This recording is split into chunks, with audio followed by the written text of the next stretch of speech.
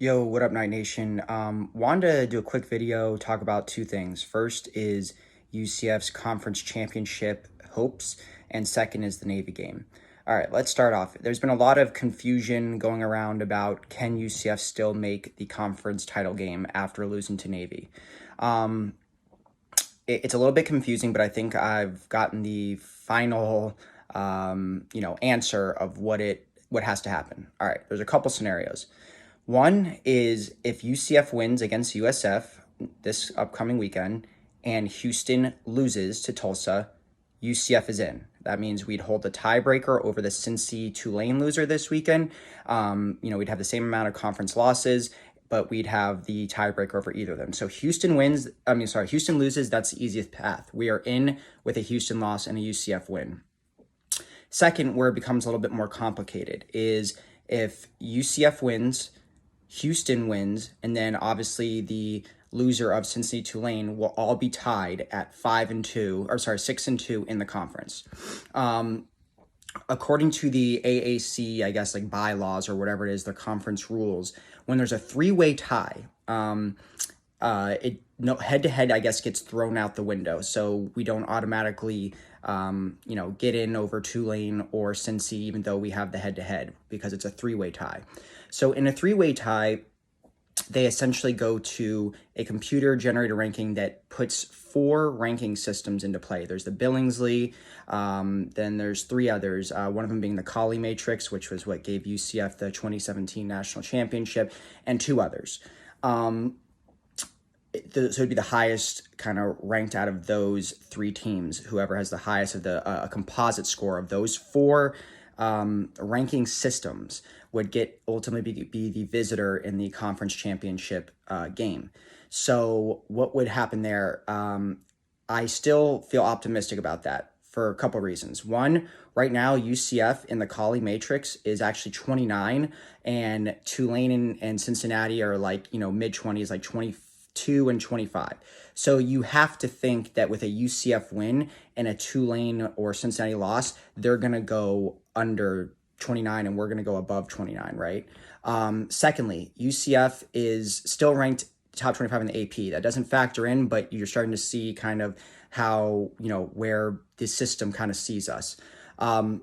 Thirdly, Houston is still well below us, even with their win last week and our loss, still below us in the AP, still below us in the Billingsley, still below us in the Colley Matrix. And then the S&P, which is ESPN's kind of, ranking system, UCF is above Houston in all of those. So, with a win, even if Houston wins, of course, we're going to stay ahead of them in the ones that we're already ahead of them.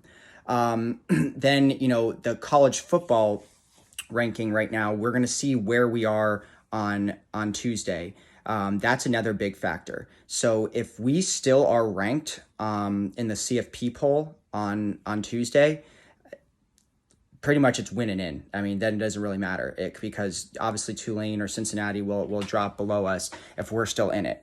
If we're not in it, that does factor in, but it's still a composite of four different ranking systems. So basically, the easiest path is for us to win and Houston to lose. But even if we win and Houston wins, it would appear we would got to jump Houston because we're pretty much ahead of them in all the polls right now. And they're not even really getting votes to be ranked. So I don't see that. And they have one more overall loss than us. We would finish 9-3. They would finish 8-4 overall record. And then, you would think with a loss and a big win for UCF that we would jump ahead of Tulane or Cincy. I would say if we had to take a preference that we would want Tulane to beat Cincy. Why? Because Tulane is the highest right now in terms of the college football playoff, in terms of the AP, in terms of all. So if Tulane wins, it seems like they would really take if Tulane loses, their drop would be, not as much losing to a ranked Cincy team, whereas Cincy, if they lose, their drop's going to be a lot more because they're already very, low in the poll. They're like 23 or 24 in most of these other ranking systems. So their drop out of the top 25 is a lot, easier to see compared to Tulane, who's like in the teens, right? So that's kind of the path in. Win, Houston lose, we're in. We win, Houston wins. it's more complicated, but it does seem like we would have a very good shot of getting in just based on how the rankings have been this week with the AP, with the S&P, with the Billingsley, with the Colley matrix. We're all like higher than Houston, and you would think Cincy would drop with a loss, below us, and then Tulane would be a little bit tougher of a drop, but I think we would still get in ahead of them, especially when you factor in that we have beaten them and that we have 2 ranked wins. Whereas Tulane, they do have the Kansas State win, but they would have lost to a ranked Cincy squad and a ranked UCF squad, so they're, haven't done good in quality matchups, so to speak. Then, let's talk about the reason we're even in this predicament, which is the Navy game.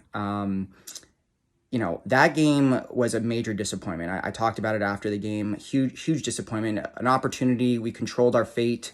We're in the driver's seat for everything. The Cotton Bowl, the conference championship, and then we lose 17-14 at home on senior night. Really an unacceptable loss. This is a 3-7 Navy team. I think they are better than their record. They run that triple option. They only lost to 3 by Notre Dame. They've been in one score. Pretty much all of their losses, besides 2 this year, have been in one score games. So, like I said in my preview, they keep it close. The type of game that they play is suited for them to win.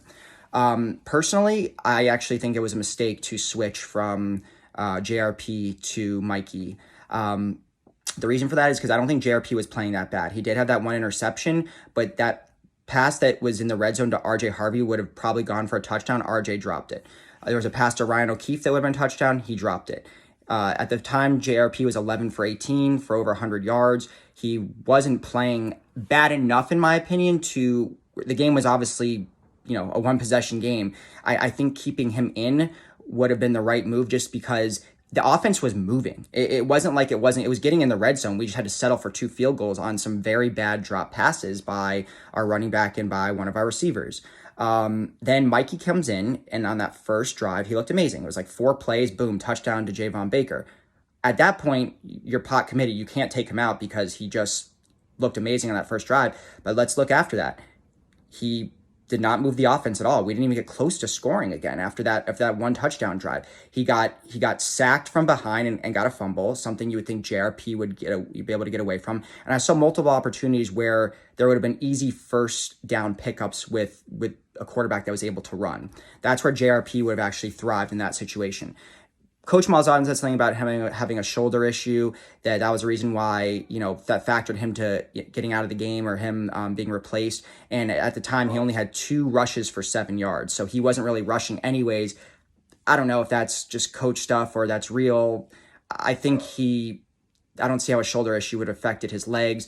Maybe they didn't want him to get hit, this and that. But I think there was a lot of situations you saw where he could have broke loose for some runs, kind of like he did against Tulane. It would have been helpful. This is not me like insulting Mikey or anything. I just think in this situation that we saw, JRP would have, I think, been a better play there, and he really wasn't playing that bad. There was just some really bad drop passes that's happened multiple times this year. But the offense was not moving. It just did not move. Another thing was, the defense kept us in the game. They did their best.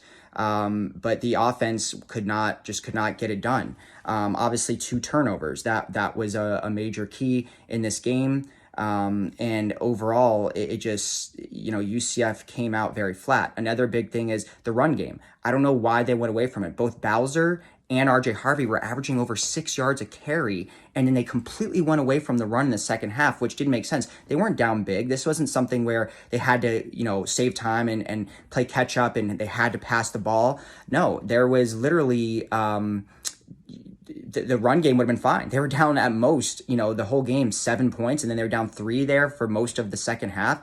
So I don't know why they completely left the run game. It was working. Bowser was having a great game. RJ Harvey was having a good game. They just went away from them. And I thought there could have been a lot of first down pickups with the run game. The O-line play was very bad. It did not look good in that game. They were not really getting the holes open. They were letting Mikey get exposed. That's why he got sacked multiple times, was running for his life. But that's where JRP could have maybe made a difference, gotten away with his feet. So I just think it was a bad coaching plan. I think it was a bad, there's no second half, or just bad second half adjustments.